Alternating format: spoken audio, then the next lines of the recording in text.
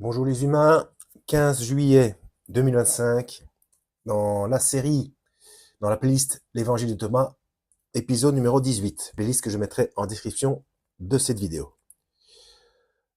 Concernant ce qu'il y a à savoir sur la gnose, je rappelle qu'il y a une vraie et une fausse gnose. Allez voir l'épisode numéro 6.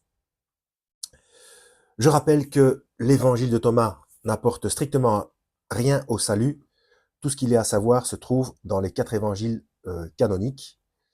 Petit rappel concernant des Bibles réellement trafiquées. Là, je m'adresse aux musulmans. C'est essentiellement la traduction du Monde Nouveau des Témoins de Jéhovah. Il s'y trouve une véritable hérésie, notamment dans le premier chapitre de Jean, dès les premiers versets. Ça correspond pas du tout. C'est très dangereux ce qu'il y a indiqué là-dedans. Alors, les éditions chinoises, parce qu'elles correspondent à l'idéologie du Parti communiste chinois. Il paraît même, je n'ai pas encore une édition chinoise entre les mains, mais il paraît que lors de l'épisode de la lapidation, de la femme adultère, il paraît que dans les éditions chinoises, le Christ aide à lapider cette femme. Donc rien, mais alors strictement rien à voir avec son enseignement. Hein. Au contraire, c'est une parfaite inversion. Et il y aura aussi une prochaine édition de la Bible Vaticane. Il paraît qu'il y aura de grosses abominations dedans. Voilà.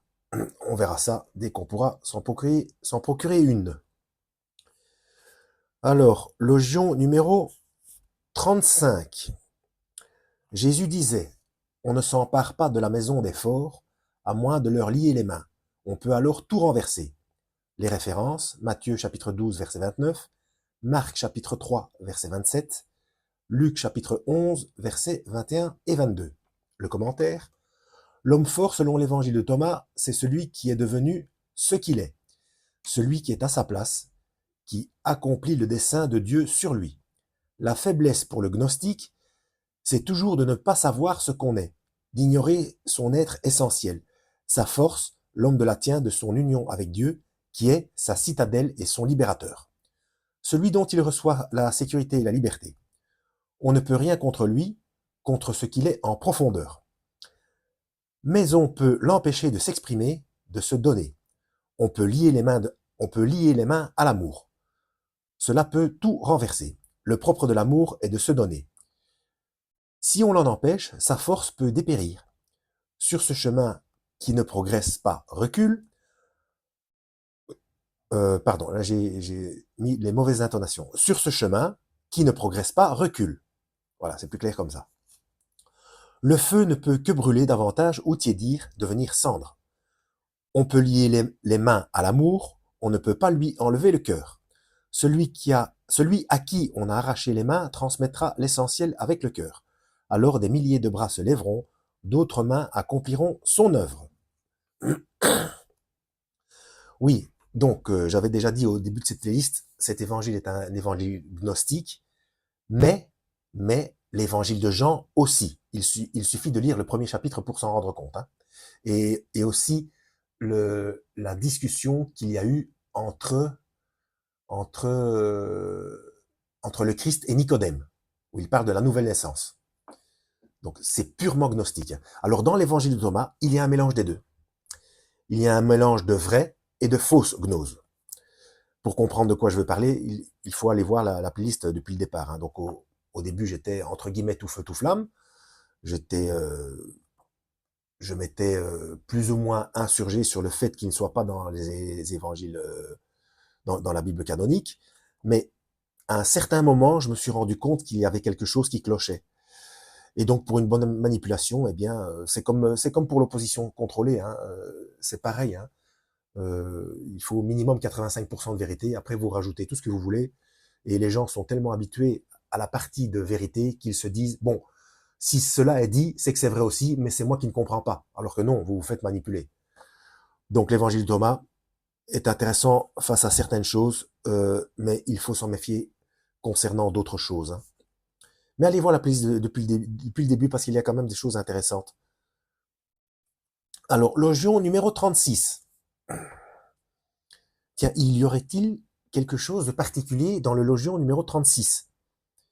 Puisque 6 fois 6, 36, 36 c'est 2 fois 18, et 18 c'est 3 fois 6. Bon, on verra, on verra. Et puis 36, 3, 6. Bon, on verra. On sait jamais, hein, on sait jamais. Jésus disait, ne vous souciez pas le matin du soir, ni le soir du matin, de quoi vous serez vêtus. Alors, les références, Matthieu chapitre 6, versets 25 à 33, Luc chapitre 12, versets 22 à 31, Exode chapitre 27, verset 21, Lévitique chapitre 24, verset 3, et Nombre chapitre 9, verset 21. C'est là un leitmotiv qui revient sans cesse dans les évangiles. Donc là, je commence le commentaire. Hein. Ne pas se faire de soucis à propos de la nourriture, du vêtement ou encore de ce que nous dirons lorsque nous serons conduits devant les juges. Il faut chercher d'abord le royaume, le règne de l'esprit en nous, et alors, dans sa clarté, tout est donné par surcroît. Donc, petit rappel comme ça, parce que ça fait longtemps que je ne l'ai pas dit, les commentaires sont faits par Jean-Yves Leloup. Le souci, entre guillemets, généralement, est lié à la peur, signe d'un manque de sécurité ou de paix intérieure. Se faire trop de soucis, même pour des causes nobles, est aussi symptôme d'orgueil. Ah, on se prend trop au sérieux, on se prend pour la cause première de tout ce qui peut nous arriver, alors que c'est lui qui agit. Donc, lui avec L majuscule, donc sous-entendu le Seigneur. Hein. En lui, nous avons la vie, le mouvement de l'être. On se souvient de ce Fioretti du pape Jean XXIII, un soir où il se faisait du souci pour l'Église. Sans doute il y avait-il de quoi. Alors le Christ lui apparaît et lui dit « Jean, est-ce toi le chef de l'Église ou est-ce moi? Qui conduit la barque? Alors agis le mieux possible et ne te fais pas de soucis. » Ne pas se faire du souci, ce n'est pas de l'indifférence ou une attitude irresponsable. Il faut faire tout ce qui est en notre pouvoir et le mieux possible, mais le résultat de nos actions ne dépend pas de nous.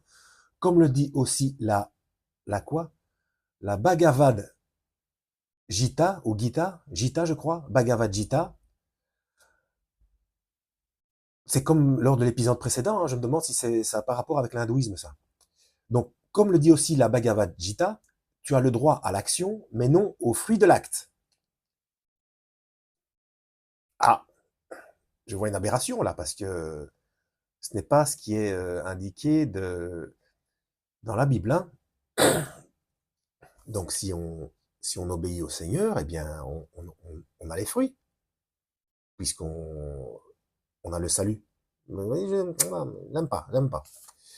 Ou encore Ignace de Loyola, qui résume bien l'attitude juste.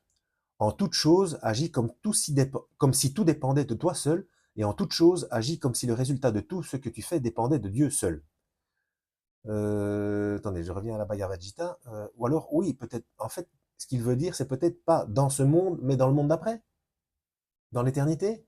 C'est peut-être ça, hein. Bon, bref, peu importe. Ne pas se faire de soucis, c'est également vivre dans le présent. Ne vous souciez pas le matin du soir et le soir du matin. À chaque jour suffit sa peine. Pouvez-vous, par votre souci, ajouter une seule coudée à la longueur de votre vie? C'est le propre de l'amour que de vivre dans le présent. Si on dit « j'aime » ou « j'aimerais », cela veut dire qu'on n'aime pas. Comment ça? Bon. Vivre dans le présent, instant après instant, nous dévoile le secret de la présence. Présence avec un P majuscule. Hein. Cela demande une grande force d'attention et une grande qualité d'âme. Mais c'est aussi une grande source de bonheur. Notre énergie n'est plus dispersée dans l'hier ou le demain. On peut alors vivre intensément avec ce qui est devant notre visage. Alors nous ne faisons plus qu'un avec la spontanéité de la vie qui passe d'une forme à l'autre, d'un vêtement à un autre, sans perdre notre identité. Ne pas se soucier de quoi nous serons vêtus, c'est ne pas se soucier de la forme que prendra la vie en nous. Notre ascèse, c'est d'être fidèle et juste dans l'instant. Bon, ça fait une dizaine de minutes. Le Logion 37, il est long, il est pas long? Oui, il est quand même assez long. Hein. Donc, ce sera pour la prochaine fois. Le marque-page. Voilà. À la prochaine. Lisez la Bible et que Yahweh vous guide.